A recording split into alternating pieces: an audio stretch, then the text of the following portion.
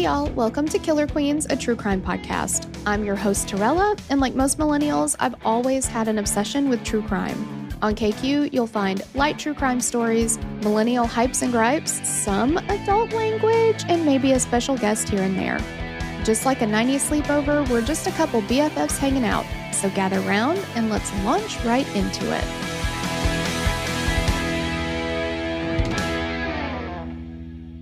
In the mid-2000s, American Apparel was the it brand. It was indie sleaze meets softcore, ads that could get you grounded if your mom saw them, and a CEO who called himself a visionary while running a company more cult than clothing store, and little shorts and Hooters tank tops. You can't make it up. Yeah, this one, We'll talk about American Apparel and my feelings about it as we get into it. We must. Today we are covering Trainwreck, the Cult of American Apparel, and it's a story of how a supposedly creative made in the USA brand became a global phenomenon before imploding under the weight of its own chaos. Oopsie kadoopsie. Yeah, big oopsie. So this isn't just a fashion doc. It is actually a masterclass in toxic leadership, questionable taste for sure, and all the reasons HR exists. Mm-hmm. And we are going to bring you what the doc shows you, and then we're going to tell you about some stuff that it leaves out. Yes. And just to give you kind of like a spoiler light overview, so if you want to watch the doc, you can pause here, you can come back. We'll give you kind of an overview, but we're going to do a deep dive after this. So in the early to mid 2000s, American Apparel was like a complete fashion disruptor. It was very minimalist basics, but had kind of like maximalist marketing. And their ads kind of blurred the line between edgy and exploitative. And a great big, hey girl, thanks to Madison for writing this one up for us. Yeah, thanks, girl. We love you. I'm going to be honest with you. This might be an unpopular opinion. I don't know. American Apparel gives me the same vibes as H&M. Oh, uh-huh. We just like with the minimalist kind of thing, right? Very much. Mm-hmm. I don't know what H&M was like circa mid 2000s, but I'm just thinking about H&M now. When I walk in, like they have some cute stuff, like especially for kids and everything, but like it's very much like it's minimalist. It's very basics. It's like even their like suits and dress pants and like, you know, that kind of stuff are still very, I would say, minimalist in a lot of cases. So definitely, it just made me think of that while I was watching it. Mm-hmm. But their CEO, his name is Dov Charney. And his whole pitch for American Apparel was that they were going to be doing ethical manufacturing, paying fair wages, and focusing on immigrants' rights. So he was basically like, we're going to have this brand, and it's going to be very different than everything else that's out there in its aesthetic, but it's also going to be different from everything else out there as far as how we make our clothing. And so it's going to be like ethically sourced and, you know, that kind of thing. Mm-hmm. So he was really kind of pushing two fronts with the brand. Yes. And it sounds amazing, but then you get to the reality that there are allegations of abuse. There's fear-driven management. There's this cult-like devotion. It really turns everything on its head. And we're going to walk you through the rise and fall. We are going to give you the documentary's highlights, all the behind-the-scenes context from how the brand defined an era to how it weaponized the same cool factor against its own people, which totally not cool. And not at all. Be ready to hate literally everyone, literally everything, throw literally everything out the window because I guess we're just giving out slaps on the wrist these days. Yeah. So let's get into the deep dive. Again, if you want to watch this before you listen, here is your warning to pause now before we get into it. So 3, 2, 1, pause. Okay, here we go. Yeah. So it is the mid 2000s, right?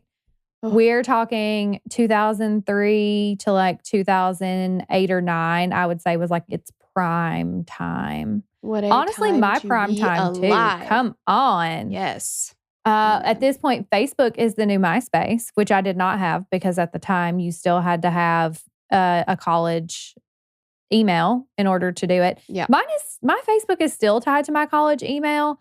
I tried to change it to my regular email and that didn't work. Like it was a whole mess. So periodically I have to call the university that I graduated from a million billion years ago and be like, hey friends, can you let me back in my email address? See, another benefit of falling down at college and never going back. I didn't have to do that. I waited until you could get in without a college thing. Yeah. Well, because every time I have to call, they're like, you don't even go here. Like, it's very mean, girls. But it's fine. They've graciously let me back in and they've been like, girl, why are you still using this college email address? And I'm like, please don't ask me questions. Okay. It's none of your business. That's what this is about. Also, prime mid 2000s, everyone's got their Live Strong bracelet. I did not have one because I will never forgive Lance Armstrong for what he did to Sheryl Crow. Absolutely and not. Was it actually his fault? I don't know. I will never know. It's his fault in my mind. It's none of my business, right? I support Sheryl. Exactly. Women's rights. And Uggs, of course, were all of the rage. And I do still have mine, the same ones that I had in college. So apple bottom jeans, boots with fur. I did not have any. I wanted them real bad, but.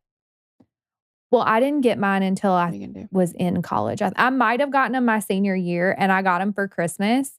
And I had gotten like the off-brand Uggs before. I think they were like Bear Paw or Bear Creek or something like that. I had a bunch of those because, I mean, they got disgusting. Like you wore them outside in the rain one time and like they were done. So, yeah. They were smelly and gross and they were done. But I did get one pair of legit Uggs. Again, it might have been my senior year of high school, but I think I was in college. And I protected them like they were the crown jewels. And I still have them and I still wear them. And you can pry them out of my cold dead. Never get them up. Like the early 2000s, like, man, I wore the lowest cut jeans. Oh my God, yes. And I could. I could never now. But like everything was like, you had always a cami underneath everything. I had like one of those huge oversized, I got it from Charlotte Russe, tank tops with a big ass owl on it. Like the owl took up like the whole fucking thing. I had huge the owl statement necklace, the owl necklace. Yeah. So like owls and mustaches were huge. Yeah. And why? And I don't know why. Why? Yeah. I have a picture. I'll try to find it and we'll use it for a post for this week or something. We can do some throwback posts or whatever. I have a picture on my phone, a selfie, which this would have been a flip phone selfie. So it's not great. This would have been a digital camera selfie that I uploaded to Facebook. That's where this came from. And I had drawn, you had the little like temporary tattoo and I did the, and all of them like that. Duck face. Yeah. You had all the statement necklaces, coral, teal was big. The boleros with everything. Leggings were not considered pants. No. Could you imagine not at all. 2003 us seeing 2025 people being like, you're wearing just leggings? Where are your pants? Listen. That's scandalous. Past Nikita would be appalled. Appalled. Exactly. She would still be out there in her business casual and her heels. 100%. Peplum. I don't know how you say it. Peplum tops were everything. I loved a peplum top. Listen, me and Lauren used to tear it up at Charlotte Russe. Oh yeah. And the little black bolero jackets and stuff, they're coming back. They're trying to make a comeback. I know. All of this is making a comeback. I know. And I just want to say, as much as I loved it at the time, guys, it's not. We don't have to do this again. You know, it should stay back there. Yeah. Like we can move on. We can grow and evolve. That's all I'm going to say. Yeah. And like the extra long, like lace trim camis underneath like a t-shirt and sometimes you had to wear multiple of them because you needed multiple color layers. 100%. Yeah. Yep. Gaucho pants. I was never big on the gauchos. Ooh, I had some gauchos. You liked them? They looked great on me. Oh yeah. Oh yeah. They were great. I don't know. They just weren't for me. I just couldn't. I'm positive they weren't for me either, but I liked them. And Facebook albums that you named after Yes. song lyrics. I had a Dusk in Summer. I had a Let Your Love Grow. You know, I'd bring my digital camera to the bar with me and then upload the pictures the next day and be like, you know, nights about last you can't night. Remember. Yeah, with friends you'll never forget. Like everybody had that album. Yes. Oh my gosh. And the trucker hats, like Von Dutch was really big because this was very much like Paris Hilton's Simple Life, Nicole Richie times, like Juicy Couture tracksuits, like that whole thing, which I never had a Von Dutch hat and I never had a Juicy Couture because your girl was poor, but I did have the knockoffs and you couldn't tell me anything about it because I mean, come on. Hat. Oh yeah. I had the John Deere one. Oh, and halter tops. Halter tops. Oh, yeah. A sparkle halter? Shut up. Oh, yes. And they were like, I did a lot of shopping at Charlotte Russe because we didn't have a wet seal in the area. Yeah. When we did finally get one, I did shop there a lot too. But everything was like thin and flimsy and like falling apart. But I didn't care. Loved it. I wore it literally until the wheels fell off. Yes, 100%.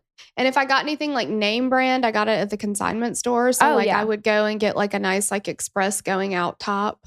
Oh, yeah, a going out top. Yeah. Mm-hmm. And then you just wore it with regular jeans and whatever the fuck shoes you wanted to wear it with. Like the top and the bottom, we didn't go together. No. They didn't know each other. It was a mismatch situation for sure. Yeah. But it didn't matter. But we did our best, you know? We did. And then and I loved it. I know. So me and Torella, obviously, were out here doing the most. And then American Apparel comes along and is like, hey, here's an idea. What if we just like don't do that anymore? Everything is blinged out over the top. It's giving me Ed Hardy buckle jeans vibes. What if we just literally do the least? What if we just have blank, logo-free tank tops, t-shirts, shorts, hoodies, jackets, and everything is just like very primary, basic rainbow colored. What if we just do that? Yeah. And people were like, oh my God, genius. I know. It got so huge. Also very expensive. It was so expensive and I could not afford it. And that's why I didn't like American Apparel. I did go into an American Apparel one time in New York. Oh, fancy. And I didn't buy anything because I was like, I can't afford this. Yeah, like $40 for a plain t-shirt? Are you joking me? Because at the local Walmarts, you can get a 6-pack of Hanes t-shirts for like $10. Come on now. Exactly. Like, what are we doing here? Yeah. It was, they were kind of like anti-Paris Hilton. Yeah. But still real scandalous. Yes. They were just like they were like, you see those things where they're like same face, different font or whatever. They were like same face, different font. Like they were just not flashy, but they were just as in it as everybody else. Right. Yeah. And so for some, that scandal was enough to be a job application. Oh my gosh. Okay. So one of the employees of the time that we meet is Johnny Makeup. I love everything about him. Love everything about him. He's so precious. He said that he was working at that time as a phone sex operator and but he really wanted to be in fashion. Yeah. But that's what he was doing. And so he was like, I just kind of had relegated myself to like, I'm just going to be a phone sex operator forever. And we also meet Carson, who was like tall, skinny. He said, I had the American Apparel vibes, I was like tall and skinny. That's kind of what they wanted. We meet EJ, who had the hipster bike messenger look. I did like that look. That was like, I was like, I wish.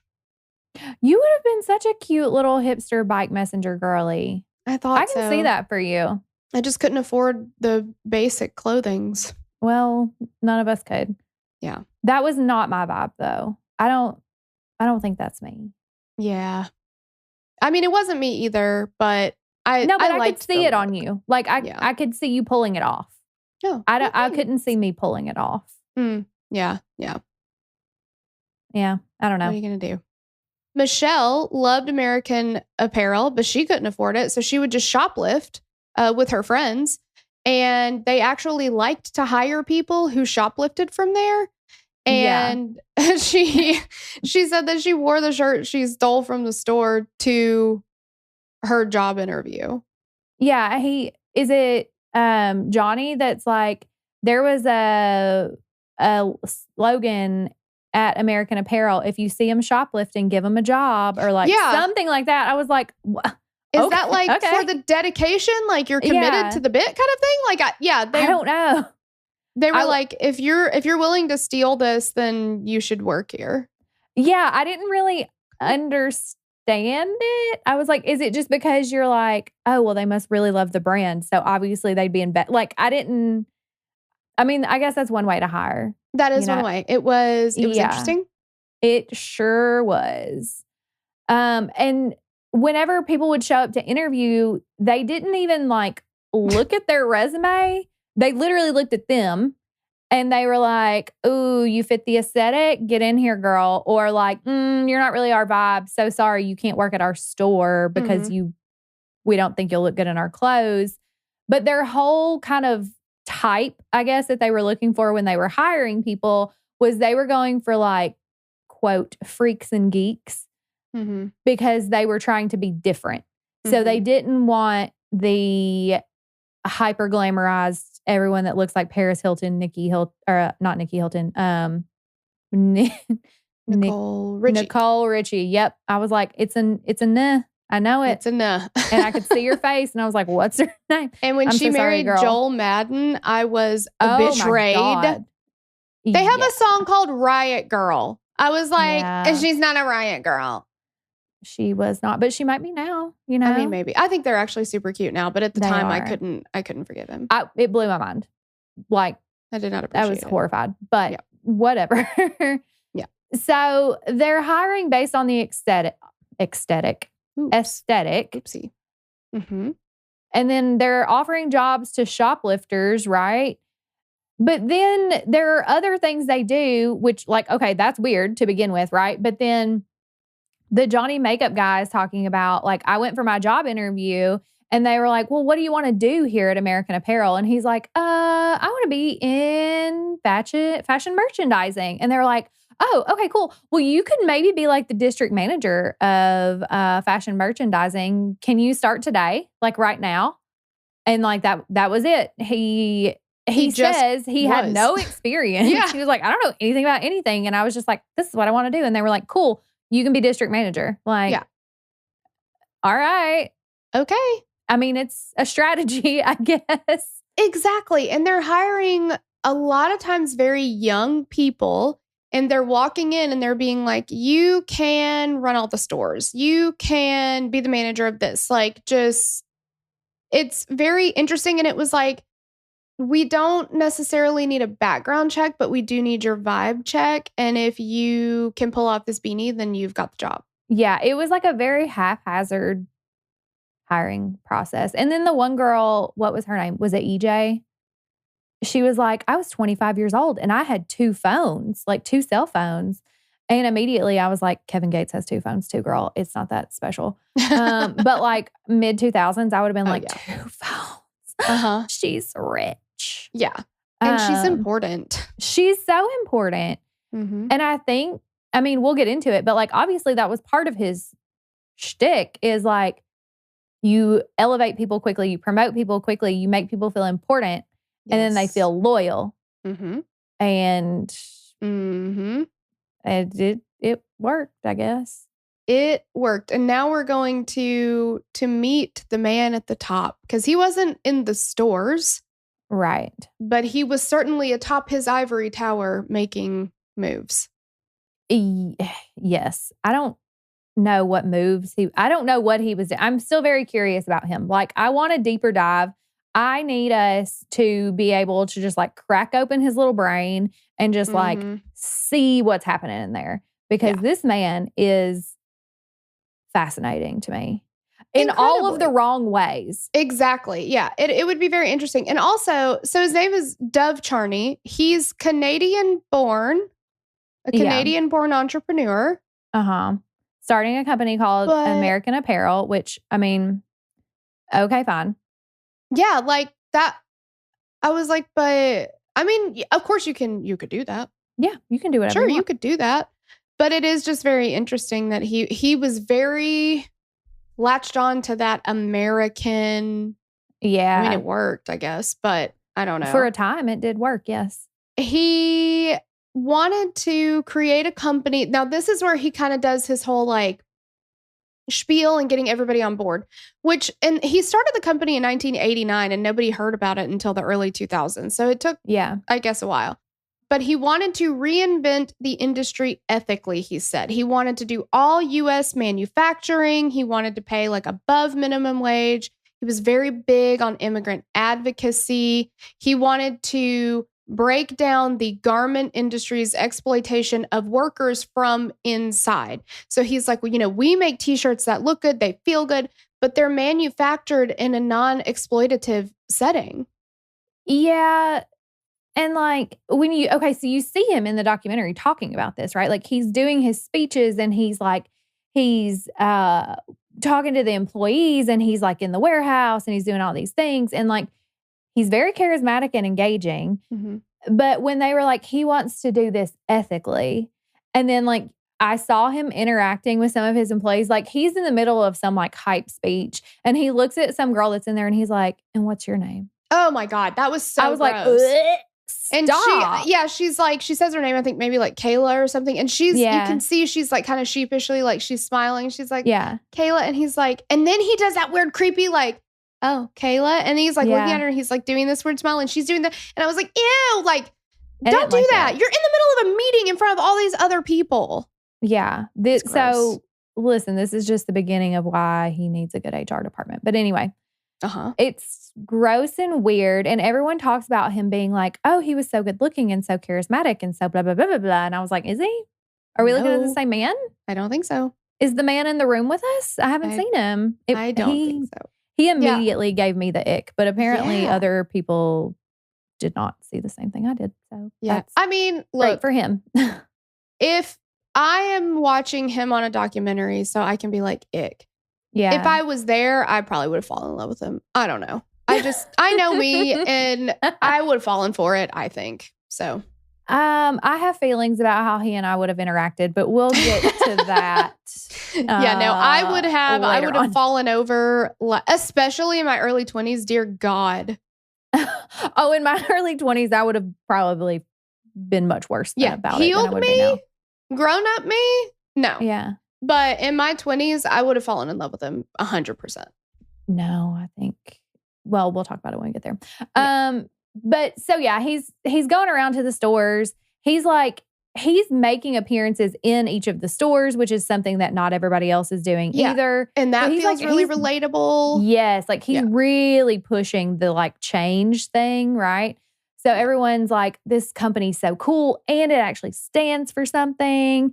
And I mean, millennials, we love to pretend like we're making an impact about something like using paper straws to save sea turtles or something. Yeah, and we're not waiting on the world to change. John Mayer told us that. So. Exactly. Yeah. So he was really capitalizing on that and pushing that narrative of like, we're different. I'm showing up. I'm the CEO and I'm in your store and I'm talking to you face to face and like. And he gave them his personal cell phone number and he's like, call me anytime you need anything. But it's always with Dov, it's always there has to be a reciprocal thing. Yes. So like, I give you this, but you give me your time. So if you could call him day or night, which like, I'm sure nobody was going to just do that. But he expected that of you. So he could call you 20 times at 4:00 in the morning and you better fucking answer every time. Yeah. Well, there's one part where he's calling somebody and he's like, of course they didn't answer. And she's like, the girl, one of the employees is like, well, of course he's not answering. It's 4 a.m. And he goes, yeah, but he doesn't answer at 1:00 in the morning either. So I don't think that's the issue. And I was like, don't call me at either of those times. Yeah. Like he did that. It's not clocking to him. It was not clocking to him at all. But he was also very much like, I say this, and we can get into the manipulative stuff as we get further into this too. Oh, yeah. Because I've got a whole diatribe about that. But he he does this manipulative tactic where he is like, well, I'm willing to do this for you, so you have to also be willing to do it for me because I'm not asking you to do something that I'm also not willing to do. Exactly. And like, it's... Yeah. It's the power of reciprocation yes. that like makes people think that feel like they are beholden to you, especially if there's an imbalance of power. Yes. Yeah. He is the master of that for sure. Yeah. And in addition to that, not only does he expect you to like be available at all times in case he needs you, he also expects you to be available at all times and be working at all of those times.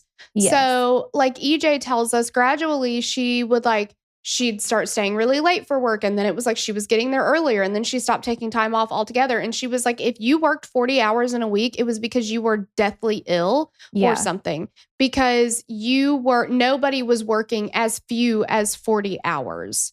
Yeah, it was insane. And then Carson, who was the kid who they were like, you are the perfect look for us, that kid.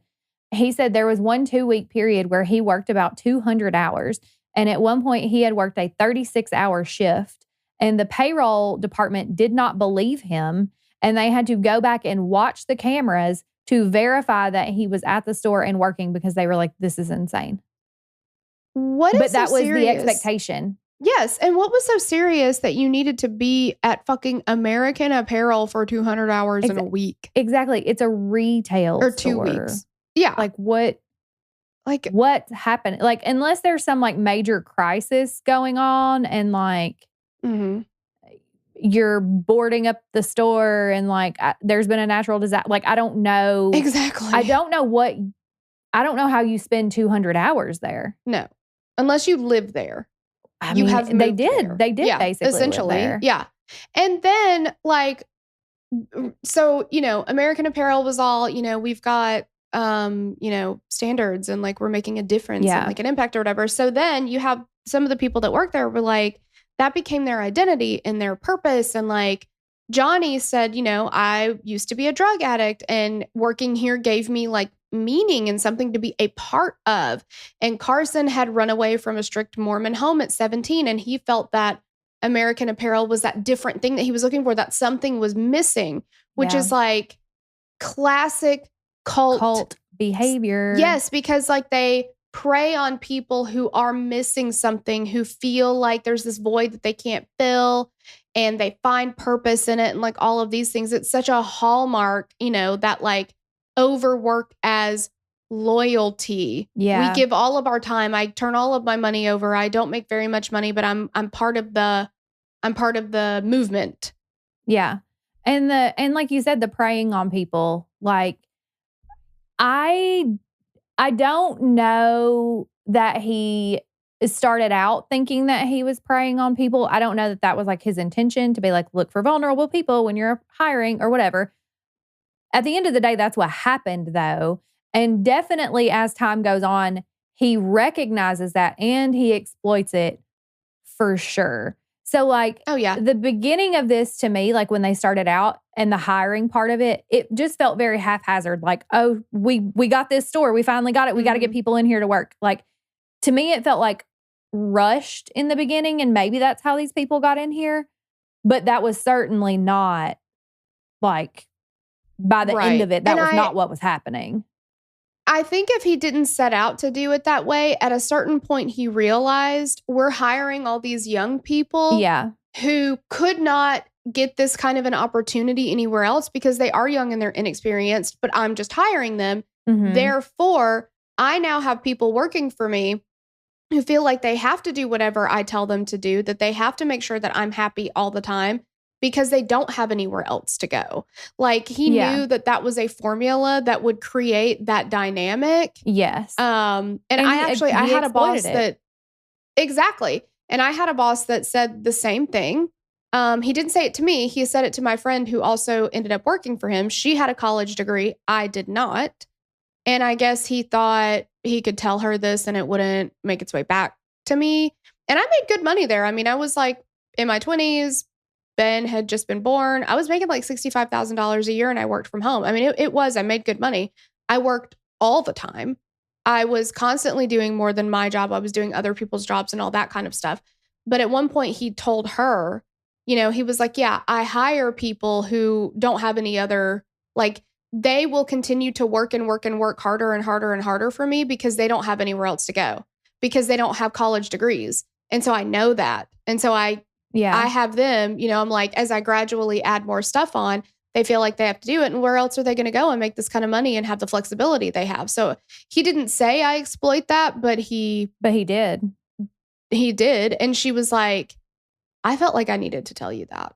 Like, yeah. And what that a good felt friend so wrong for telling you. Yeah, she was like, that guy's a scumbag. I was like, oh, and before that I was like, he takes such good care of me. But I didn't know. I didn't realize it. And then after that I was like, oh, I am doing 3 or 4 jobs and they're only paying me for 1. Like, yeah. So anyway, well, and I think if he didn't start out that way, such good care of you. Exactly. See, you can work from home and you're flexible and whatever. Like, I did appreciate that, but not at the cost of you having to get rid of all my boundaries to fit. Yeah. Yeah. And 100% that's what Dov is doing. Yes. I don't know that he realized that initially, that's the group that he was going to get. But as soon as he did realize that, he absolutely capitalized on it. Like, there's no doubt. 100% in my mind. Yeah. And telling people, like, you should be first in, you should be first out, you should not be having lunches. Like, and the employees, they were like, I thought that the more I did those things, the better I would look to Dov and the more opportunities I would have and all that kind of stuff. They didn't realize that he was controlling all their time, including when they could eat, how much they could eat, and things like that. I mean, that's Hallmark cult stuff. He was very, I don't want to say subtle about it, because from the outside looking in, it's not subtle at all. But he essentially groomed them. Oh yeah, right. It's like, so gradual. Yeah, it's grooming in a different. Well, we'll get into that too. Well, but he's grooming them to. It's like the whole metaphor or whatever, or analogy about like putting frogs in boiling water, and they won't ever jump out as long as you heat up the water slowly, because they don't realize it's hot. Like, it's the same thing. Yeah. You boil people alive by starting slow. Metaphorically, of course. Please don't do that for real. Yes. Don't. But like that's exactly what's happening here. And then on top of that, right? That's internal. Externally, their ad campaigns are incredibly sexually charged, but they're trying to style them as authentic, right? Because we're not using supermodels to sexually exploit our clothing. We're using regular girls and guys off the street, and they're not really wearing a lot of makeup, and it's very casual. Like, a lot of their ads to me almost looked like someone just took a Polaroid of them. Yes, yes. And that was the vibe, which is an artistic choice. And it was cool. It was different. And they had the models like names on them. Yeah, and that was super cool. Because their ads would be, and a lot of the models in the ads were people who worked in the store, or they worked in the factory, or whatever, maybe not necessarily the factory, but like the inner circle part of the factory. But their ads would be like, meet Trudy. Trudy is a St. Louis native who has been traveling for the company since 2009 as a store consultant. Her hobbies include vintage buying as well as singing and dancing to 90s R&B. So it was like, this girl looks like me, in the sense that she's not a supermodel. She doesn't have her hair and makeup done. She's wearing regular clothes. She's a regular girl. I know something about her. I can relate to her.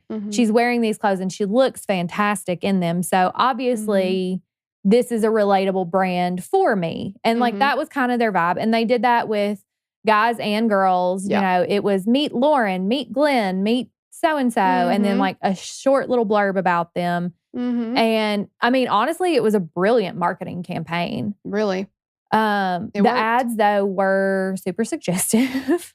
Yeah, they showed some of them on here. I'm like, were those out in public for people to see? Thing. We're showing our Britneys in here. Yeah, I saw nipples. There's lots and of not nipples. like nipples behind a shirt. Like the nips were out. They were just out. Yeah, and just like legs spread eagle and like.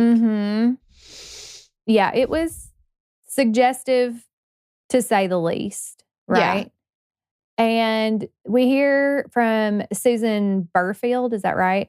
She was an investigative reporter for Bloomberg News. And she said that the thing about Doug and the company that was really intriguing was that it had a transgressive side and an idealistic side. And the sex without the idealism would just be sleazy, but the idealism without the sex would be boring.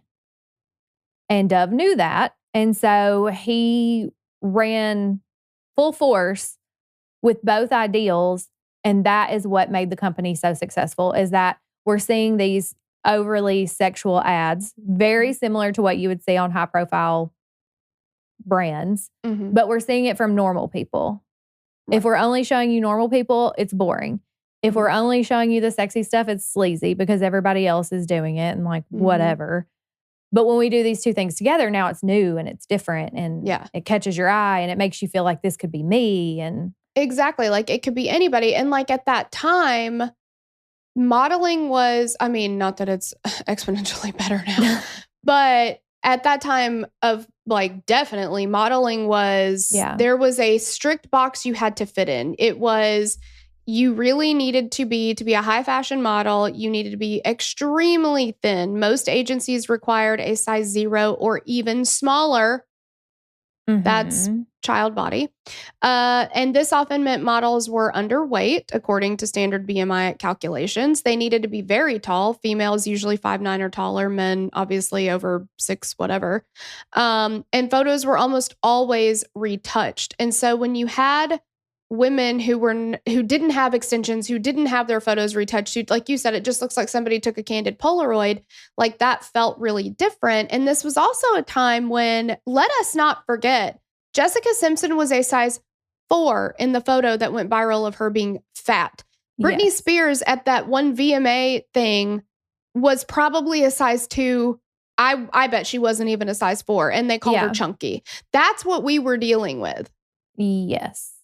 And this is the time of America's Next Top Model, friends. Tyra was rooting for you. We were all rooting for you, but only if you were a size 0. Yes, and the girls that were plus size were size 4 to 6. Plus size! Can you imagine? No wonder why we all have like body complexes. Or I do. I mean, 100%. Yeah. Because you were torn apart for having a real body. Exactly. Which like, wow. It's fine. Audacity. But in addition to that, Dove is creating a more and more competitive work environment. And employees said they constantly felt like they had to continue to prove themselves to him. They didn't want him to be able to look at them and be like, well, somebody else could do your job. You know, if you called in sick and somebody else did your job, you're replaceable. Yeah. And they could not have that. And it started to become super toxic. Employees started to be pitted against each other. Like the environment is just like the rot is starting to spread. Yes. So the next level, they called it their inner circle, right? It's the 9th circle of hell, you guys. You don't want to be here. But they wanted to be in the inner circle. And to be in the inner circle, you had to go work in the factory. And initially when I saw this, I was like, you have to leave the retail store to go work in the factory? Like, that doesn't seem like a level up to me. Right. But it was basically you got to go work at headquarters, essentially is what it is, right? So they were headquartered in LA. They had the largest garment factory in the area. Inner circle perks, once you were invited to come work in the inner circle, you got what they called the Inner Circle Starter Kit. And it included a digital camera, a BlackBerry. I had a BlackBerry. You couldn't tell me shit about it. Yep. Did I need it? Absolutely not. Did I have it? You bet your ass I did. 100%. And I had the pink silicone case that went around it. I had the pink BlackBerry. Oh, I wish. The mini. Remember they had the minis that came out? Oh, yeah. I had a pink one. Those things were amazing. So you got your camera, you got a BlackBerry, you got a book called The 48 Laws of Power, and a vibrator. The magic wand vibrator, to be specific. I have. Should we be doing that at work? Giving out vibrators? I don't know. Well, I think they market it as a muscle massager, neck massager, something. Okay. I mean, is it for fatigue? It is for fatigue, you know? So, and they're tired. They're working going to have a lot of 200-hour weeks. Exactly. So he was like, you're going to need this. You do with it what you will. It says it's for massaging the shoulders. You massage what feels like tell you where you need to massage. That's none of our business, right? No. So Johnny, quite the character throughout this whole thing. I love him so much. He says that he threw away the book, but he kept the vibrator. And that all he cared about was sex, drugs, and t-shirts. So I thought that was, interesting, right? So even though, even at this point, he's really leaning into mixing the sex into the workplace and things have already been questionable. Things are starting to get more questionable, more obviously questionable, I guess you could say, right? Mm-hmm. But the employees were excited about it. The employees were hooking up a lot, even in the stairwell, which I was like, that's interesting. But again, if you're working 200 hours a week, your prospects I guess that's true. When are you seeing other people? And where are you seeing them? When are you seeing other people? And when are you going to have time to have sex when you're not at work, I guess? Yeah. If I'm going to do it, I'm going to have to do it while I'm here. Yes. It was very much like a free love movement kind of thing. That was the vibe I got from it. Yeah. It seemed like they had the ads kind of up everywhere too, especially the really sexually explicity looking ones. So I don't know if that was just turning everybody on all the time or something. I guess they were trying to set the mood. Going for it. Yeah.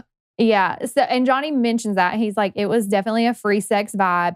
It felt like a revolution, which makes things messy. And I was like, messy indeed. So I took a little segue and I did a deep dive because I was like, this starter kit is interesting to me, right? And he's giving everyone this book called The 48 Laws of Power. And I'm like, what? I don't know about that book. So what is it? And why are you giving it to people? Which once I tell you what it's about, you're going to be like, knowing him, why did he give that to people? Okay, so The 48 Laws of Power, it's essentially a modern manual for gaining and wielding power in social, political, professional situations, right? The author, his last name's Green. What's his first name? I don't remember. I'm thinking John Deere Green. I don't know. I was going to say Al Green, but I was like, he's a singer in that song. Al Green would never. He would never. But basically, this guy distills all these lessons from these historical figures and philosophers, and he turns them into a strategy that he calls the 48 Laws. Some of them are pragmatic. Some of them are super ruthless and cutthroat. And he really pulls a lot from Machiavelli, Sun Tzu, Napoleon, and Elizabeth I. So I will tell you about each of them in just a second too, because I promise it's relevant. So in each law of the book, he gives you your principle. He gives you a historical example of its application, and whether it was a success or a failure. He gives you his interpretation of why this works. And then he also gives you the reversal of when the law may backfire. So the book itself it approaches the concept of power as a neutral force, right? So power is just power. And you, as the wielder of power, determine if you use it for good or bad. It is up to you, but the power itself is neutral. There's nothing inherently good or bad about having it. It's all about you. Okay. So that is what the book is supposed to be about, right? Okay. And the laws cover these broad themes that are kind of loosely grouped into guarding yourself and your image. So like things about reputation. One of the laws is so much depends on reputation. You should guard it with your life. And the perception from that is that your reputation is often more influential than what the reality of the situation is. Okay. Yeah. I wish Dov had listened to that one. I wish Dov had actually listened to any of these. There's one about controlling information and timing. So there's a law that talks about how you should conceal your intentions because power often comes from making others uncertain or dependent on you. There's a category of laws about managing relationships strategically. So learning to keep people dependent on you. Again, you don't give away all of your skills or influence in order to maintain leverage. There's a group of laws about influence and manipulation, like discovering each man's, quote, thumbscrew. That's a Sun Tzu one. But basically, it's that you should understand people's motivations, fears, and desires in order to influence them. There's one about a group of laws about appearances and theatrics. So you should court attention at all costs. That's an Elizabeth I one. But that visibility in the narrative and controlling the narrative can elevate your status. There's defense tactics as a group that you should never outshine the master. So avoiding triggering envy or resentment from those who are above you. So you should want to improve, but you should not improve enough to get on the radar and become a target. And then there's the last kind of overarching group is strategic withdrawal and adaptation, which is using surrendering tactics and how to transform your weaknesses into tactics. So it's all about the context of power and the emotions that go along with it and how to understand them and then use them.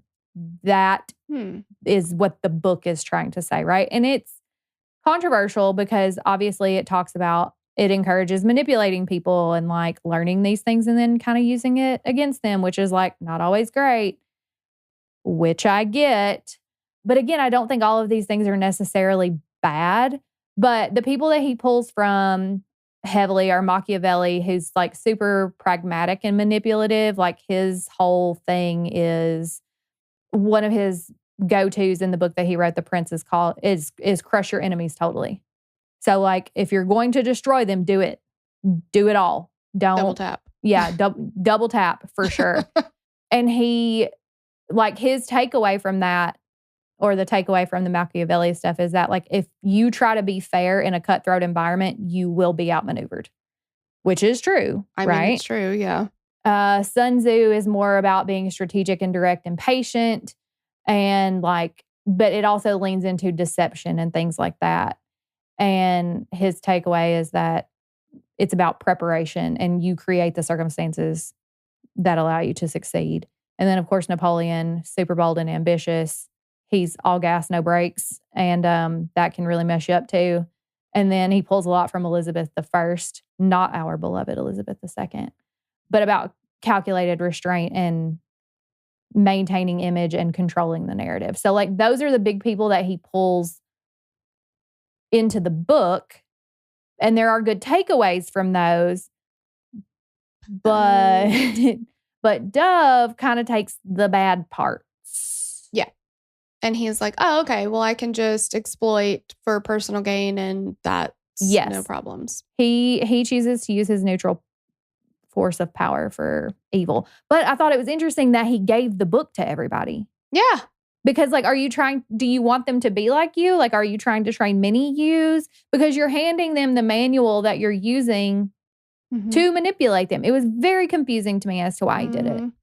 But also, like, I guess if you have like, obviously the way Dov thinks is one way, and then everybody that he gave the book to is a different way. And so, I don't know, maybe they would have interpreted it completely differently. I don't think any of them actually read it. I don't think any of them actually read it either. Yeah. But I had to nerd out about it.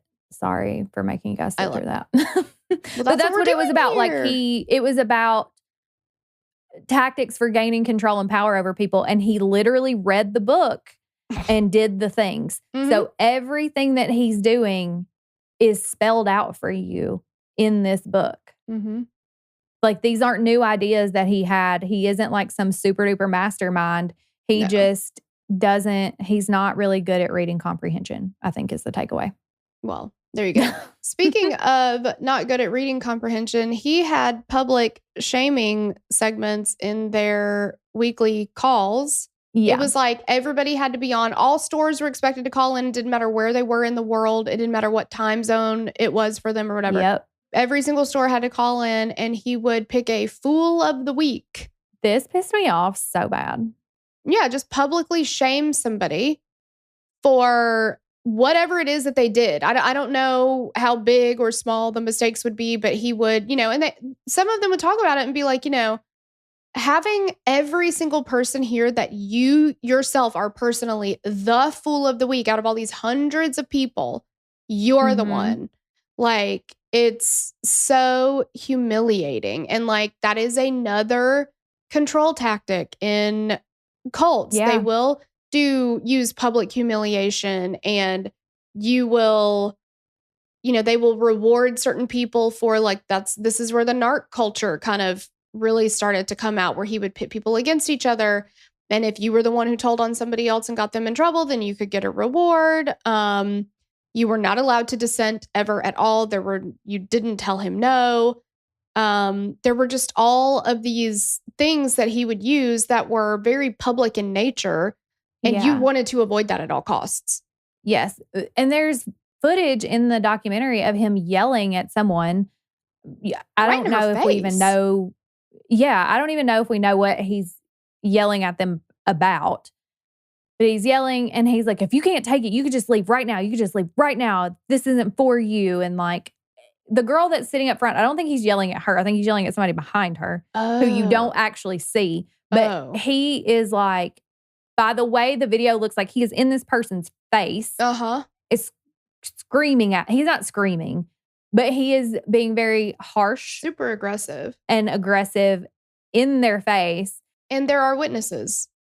And there are so many. Like, it looks like they're in like a cafeteria break room kind of like it. They're in a big open room, and there are tons of people in there. Yeah. And EJ says, I think it was EJ that says that the guy got up and walked out, and he was just like, no, I'm not going to do this.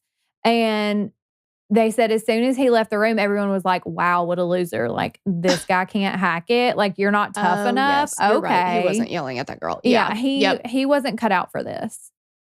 And I just want to say that, Dov, my sweet love, if you and I were having a bad day on the same day, I would have fist fought you in the middle of that room in front of everybody. Like, I don't do yelling. I don't do aggressive talking at me in my face. Like, that's not going to work for me. No, and you got to think about like the culture that he created, where somebody says, I'm simply not going to put up with this. And everybody's like, what loser? Yeah. Like, crazy. The brainwashing. He's got them like right where he wants them. It's crazy. And then this is where things start to take a turn. Because Michelle tells us that she had been working at the storefront. She was only making $9 an hour. And which is wild. Yes, which is wild. And she was like, I knew I wasn't making enough money and like all that kind of stuff. But I felt like being at American Apparel, anything was possible, right? So she's like, if somebody had an idea and you pitched it and he liked it, like anything could happen, right? So like everything could change in a moment if I had a good enough idea or whatever. So she's like, at one point, I pitched a marketing idea to someone in the office. Before I know it, I'm on a flight to LA. So she's like, I'd been traveling all day. I finally get to the factory at like 11 p.m. Dov was still there at the factory, rambling on, talking about business, whatever. And she was like, hey, like, I've been traveling all day. I don't even know where I'm supposed to be staying. And he was like, well, how about you stay at my house? And I was like, uh-oh. He lived in this like 20-room mansion in Silver Lake, very nice area. And it was like at the top of the hill. It was like in a gated community. It's known as the Garbutt House. It was built in the late 1920s. I mean, it is beautiful. Beautiful. At least was then. He bought it in 2006 for $4.1 million. The whole interior was covered in a creamy marble stone. And it was just so like, the house was gorgeous. Gorgeous. And Johnny Makeup lived there too. And he was like, all my friends were like, why the fuck would you live with your boss? And he was like, why the fuck would you not live with your boss? This is a mansion. Like, why wouldn't I want to live here? Yeah. Like, we're blurring some lines. We're blurring some lines. We are, yes. And Carson was like, it was pretty much just an open secret that Dov slept with the female employees. And Michelle was like, I didn't stay there for very long. She said the manager at the factory was like, if you stay at his house much longer, you're going to end up becoming a Dov girl. Yeah. So the Dov girls. Oh my gosh. They're essentially Dov groupies. Mm-hmm. They don't work for Doug, but they do calling him Doug. Everything for. I said Dov. You said Doug twice. Oh, well, he's stupid either way. It's funny. Sometimes I accidentally call Jesse, like we'll call him Jess. And sometimes just what comes out of my mouth is Jeff sometimes. So like Ben just calls him Jeff now. He's like, hey, Jeff, come over here. And I'm like, why did I do that? Like I named him, but I'll be like, did you like your sandwich, Jeff? And they're like, who's Jeff? Anyway, okay, well, I felt like that's what you were doing. You were like, Doug, they didn't work for Doug. Like, she doesn't know she's doing it. I have been so conscious this whole time about saying Dove because I keep know in my mind that I'm going to say Doug. Anyway, Doug Dove. Doug. Yeah. Dougie Doug. Dougie Doug. Dovey Doug. Yeah. So these girls don't work for him. No. Really. They don't get paid to work for him, I would say. But they're essentially his assistants, like his personal assistants. They do everything for him. He sends them in to the factory to fire people, hire people. Like I'm assuming they're gathering intel for him too, like walking around and being like, this person was doing this or saying this. Like, yeah, like it's very, it's Playboy Bunny-ish.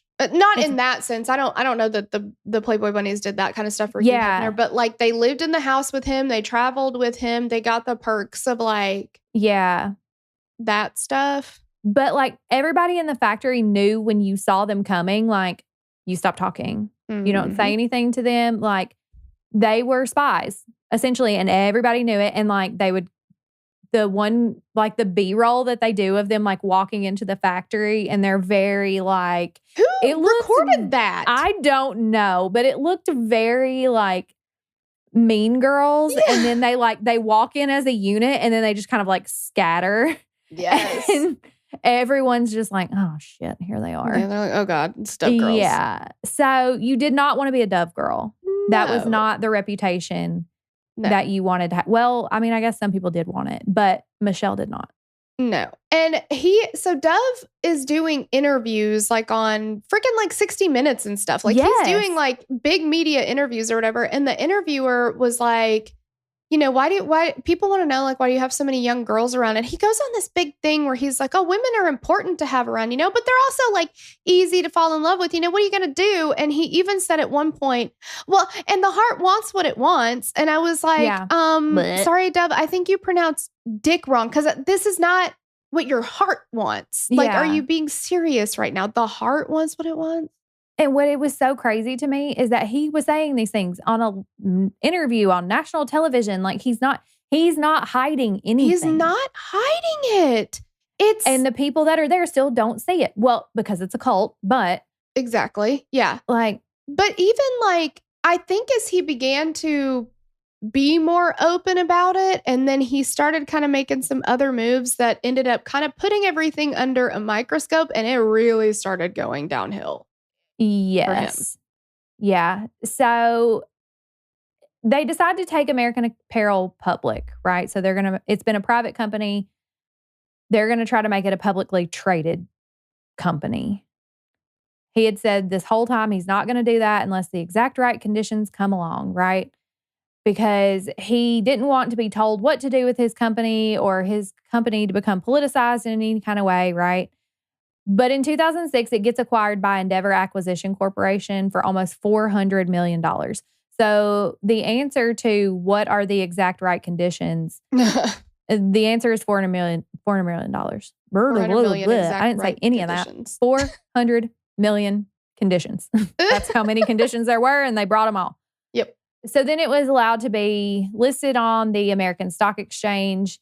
And Dove was like hell bent on continuing to expand the company. So he creates this board of directors that obviously included himself.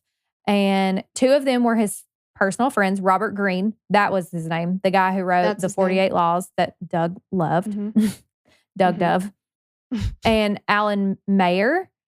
And Dove, of course, made himself CEO and president. There was no COO and there was no chief technology officer. And when Dove did finally hire a CFO, he took to the Wall Street Journal and called him a loser. Like, this is the man that's handling your finances. You hired him. You picked him. And you're like, yeah, he's a loser. Yeah. And then he was like, that oh, sorry. He reads the Wall Street Journal. Right? Because that's his job. Yeah. Yeah. And then you could have just called him a loser at the office and saved him the whole Wall Street Journal shit. Like, just tell me to my face, dude. But Dove half-ass apologized, and then the CFO quit, because why would you want to be the CFO of a company where the CEO is publicly calling you a loser in mass publication, whatever? Yeah. Insane. And basically, Dove's entire management style was pushing people to their breaking point and then pitting everyone against each other.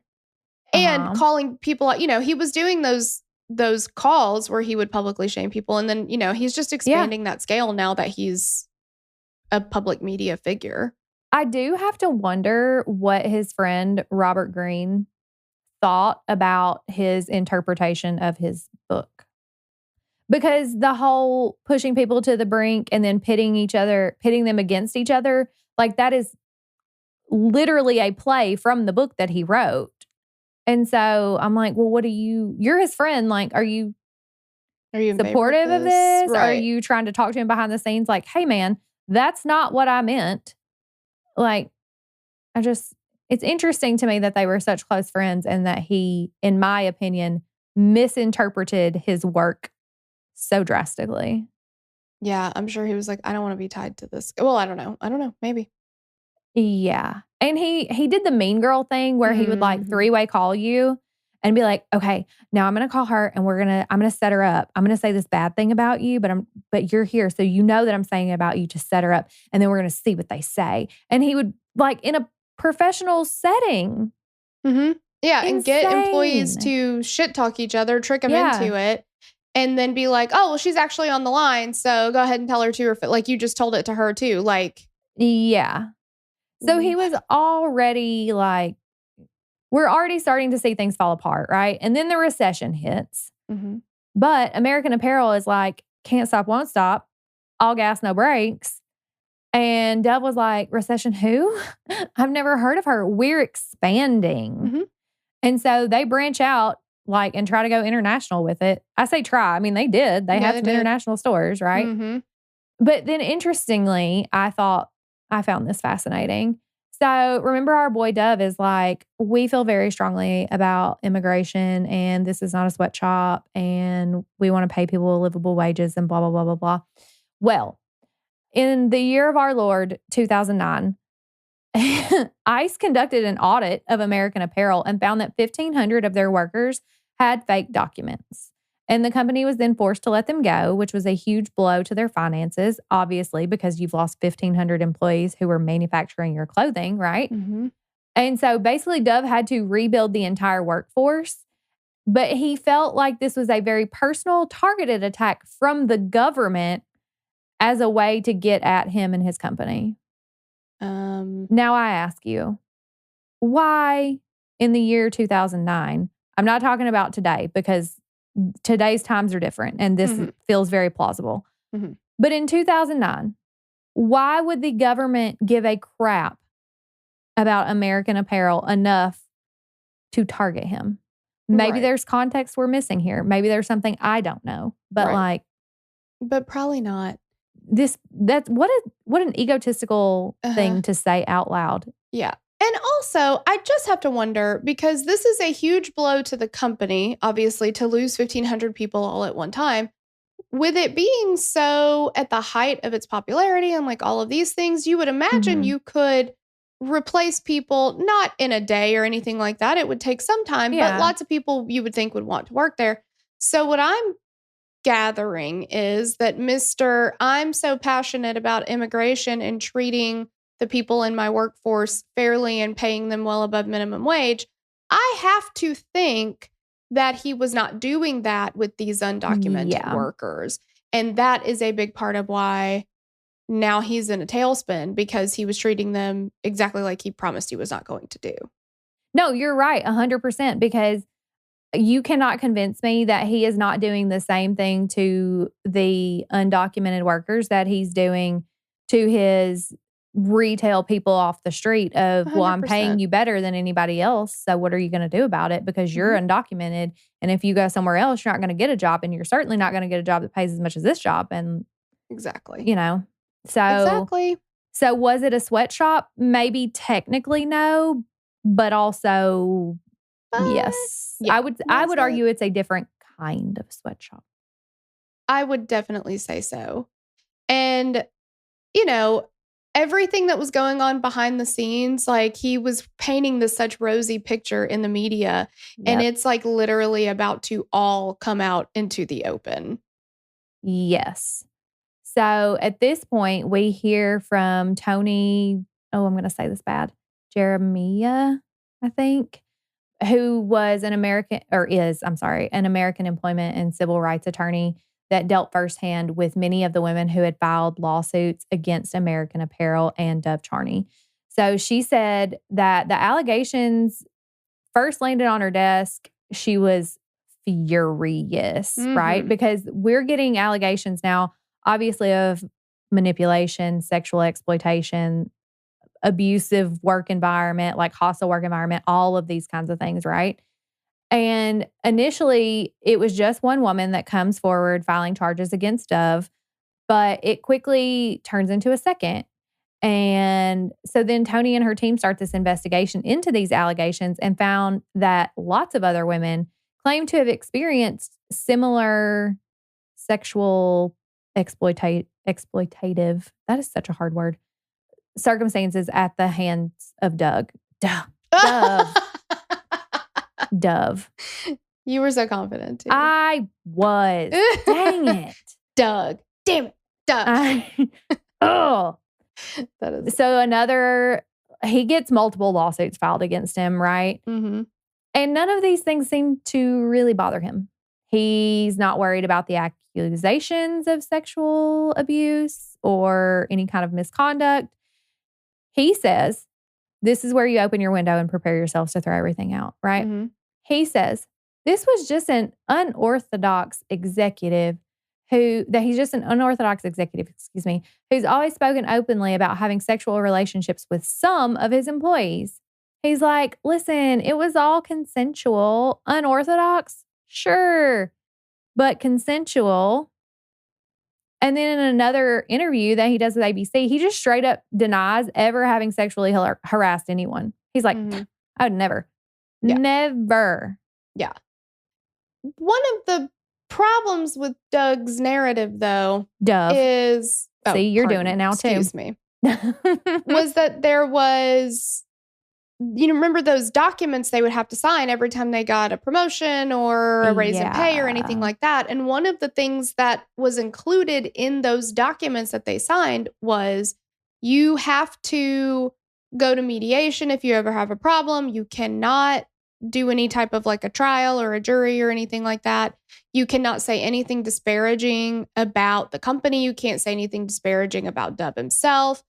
You have to go to arbitration. You can't go to court. Like, one of the girls who had made allegations was only 17 at the time that she signed this.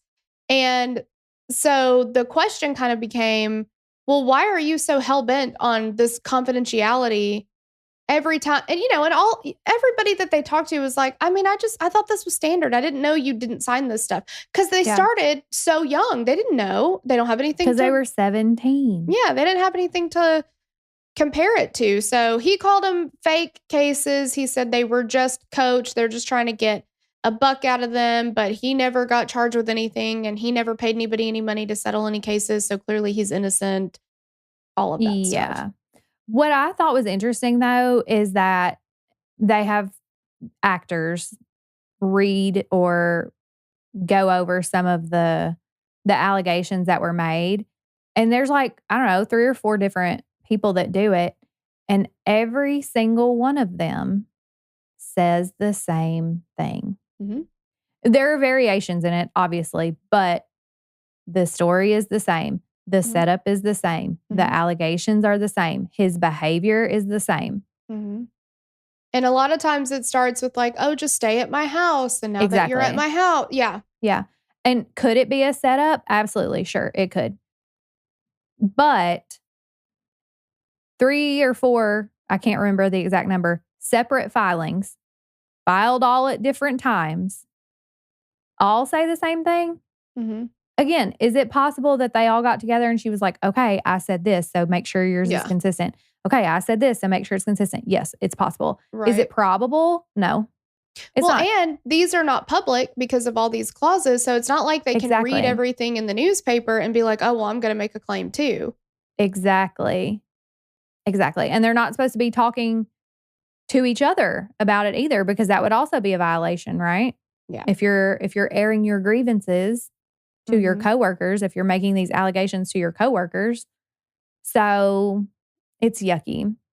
Yeah. And this man had the audacity to be like, I'll even take a polygraph. Like, F all the way off. All the way. Yeah. I don't care. Like, you can obviously pass a polygraph. Like, I don't know. And when the allegations came out, the people that still worked for him were like, I mean, we just sort of acted like it never happened because like, they show videos of Dov walking around in the factory wearing a Hooters shirt and just his underwear and like dancing around and parading, with his wiener out for everyone to see, basically. Yeah. And it's just like, they're just like, I mean, that's part of it. But American, it's not. No, it's not. And American Apparel lost a bunch of money. They were hit with a huge lawsuit. Yep. And then Dov started getting really paranoid. He started behaving really erratically. He was like punching stuff. He would slap himself over and over and over and over until he'd make himself bleed. Yeah. He would say, I'm hitting myself so I don't hit you. He started to be like, are you with me? Are you against me? He didn't know who he could trust. I mean, he was like paranoid. For real. Honestly, if he had been like, I'm hitting myself so I don't hit you, I would be like, please hit yourself harder. I deserve it. I deserve it. I'm so sorry. Yeah. Johnny ends up being like, I just didn't feel safe in the house anymore. Things were crazy. I moved out. Yeah. Carson said he considered leaving, but here's the cult thing. Everybody he knew was at American Apparel. All of his clothes are American Apparel. His work phone, his computer, every single part of his identity was completely intertwined with American Apparel. And he was like, I was so in it. I didn't have anywhere else to go. So yeah, there was nowhere else to land. Yeah. So people started getting themselves intentionally fired because they were like Carson was one of them. He was like, if I quit, I don't get paid, but if I get fired, I can get some kind of compensation. And he wanted us to quit so that he didn't have to do that. Yeah. So he would, as they were ramping it up to get themselves fired, he was ramping it up to try to get them to, it was like a battle of wills. Like once he realized that you wanted out, he went hard. And it was literally saying who's going to break first. Exactly. It is literally the movie How to Lose a Guy in 10 Days, but work edition. Yes. Corporate girly edition. Yeah. Yeah. And it's crazy. Less funny. Yeah. And now everything is coming to a head and it is the cracks. You just can't ignore them anymore. They end up finding a server on company property that contained emails, text, and graphic sexual photos of Dov and other employees. And there were videos of him running around naked in rooms while 2 of the female employees were in the room. I mean, it's, they finally had the proof that he was crossing ethical and probably legal lines and boundaries. And there was plenty of evidence of inappropriate text messages that he would send to female employees as well. It's not looking good for Dov. I want to know whose server this is. And if obviously this was all compiled intentionally. At least from my perspective, it appears that this was all compiled intentionally. But I wonder if they knew that it was coming, that some sort of investigation was coming. And they kind of set him up well, they're going to go through computers. So here it is. Yeah. Because Maybe. it doesn't, I don't think it ever really says anything about that other than we found a server. Yeah, because all that really happened. So the board of directors, with all of this information, they terminate Dov's employment. They remove him from his place as chairman. He continued to deny all the allegations, and each complaint was dismissed and sent to confidential arbitration. Some of the women's allegations did make it to the public domain, and these allegations ranged from clear sexual harassment and inappropriate verbal remarks to forcing women to stay at his house and perform oral sex on him, and multiple instances of rape. It's disgusting. It's horrific. Yeah. But he's never faced any allegations of abuse in a public court. And Carson is like, he's already gotten away with so much, and he's just going to continue to keep getting away with so much. This is what he does. He's a predator. 100%. That's exactly what he is. And he's good at it. And that's what's so terrifying. So after all of this, right, after he gets fired, the brand files for bankruptcy about 9 months later, and Dov launches new ventures with very similar branding. And y'all, when this popped up on the screen, I was not ready. I just need you to know that I rage screamed. Yeah. Thank God nobody else was home because I rage screamed. He's working with Kanye West. Oh, man. Yeah. Okay. So I found an article because I was like, because the doc ends with like a picture of him and Kanye, essentially. That's like it. And so I was like, is this man still working for Yeezy? Like, are you kidding me? So I went and found an article on Cosmopolitan from July of 2025, so this year, about what our boy's up to now. And it just said basically that after leaving American Apparel, he launched Los Angeles Apparel, not to be confused with American Apparel, in 2016 as a wholesale clothing company built on the same U.S. manufacturing model. It was initially successful and it grew to hundreds of employees, but with the COVID-19 pandemic, he had to pivot to masks and gowns, and they had a major outbreak in the factory in 2020 that led to a temporary closure. In 2022, he filed bankruptcy again with debts up to $50 million. Today, Los Angeles Apparel is still operating and expanding with a new NYC store planned. Charney has collaborated with Kanye West, including producing the controversial, quote, White Lives Matter shirts in 2023. Oh, my. Though he has since distanced himself from Ye after anti-Semitic remarks. So he has some standards and morals, I guess. That's where he draws the line. We draw the line there, yeah. But despite his past scandals and financial struggles, he is still active in the fashion industry. And he continues to deny all allegations against him and has said in multiple interviews that he's, quote, not sorry about shit. Yeah. My God. I love that for him. You know, I feel like my life would be so much easier if I just had the same morals and ego as him. Yeah, because wow. Wow, indeed. Because he's like, oh, well, okay, well, that adventure's over, on to the next. Yeah. And they're like, aren't you sorry about the wake of destruction you've left? And he's like, nah. Why would I be sorry about that? I know. Oh, to be Dov. I know. It's very interesting. And it's super yucky. And now I'm glad I never could afford American Apparel. Same. Because I didn't feed into that. But that's that one. That is that one. And you know, we drop new episodes every Tuesday. We sure do. So we will see you next Tuesday. Bye. Bye. If you like this episode, be sure to like this episode and follow the show so that you never miss out on new episodes. Get in on the conversation on Facebook and Instagram.